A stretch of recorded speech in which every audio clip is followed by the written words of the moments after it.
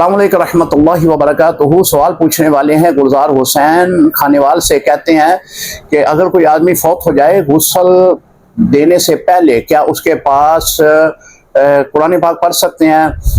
मोहतरम, गुस्ल देने से पहले आप उसके पास वज़ाइफ जो है वो कर सकते हैं। मिसाल के तौर पर कलमा है, ला इलाहा इल्लल्लाह मुहम्मद रसूलुल्लाह, इसका भी कर सकते हैं, या कोई और अल्लाह ताला के सफ़ाती नाम है उनका आप जिक्र कर सकते हैं, दुरूद पाक पढ़ सकते हैं। लेकिन बेहतर ये है कि गुस्ल देने के बाद कुरान पाक उसके पास पढ़ा जाए।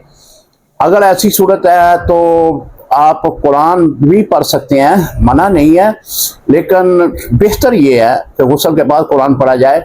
अगर पहले पढ़ना है तो मैयत को अच्छी तरह ढांप लिया जाए बड़ी चादर से, तो फिर उसके पास कुरान पाक आप पढ़ सकते हैं।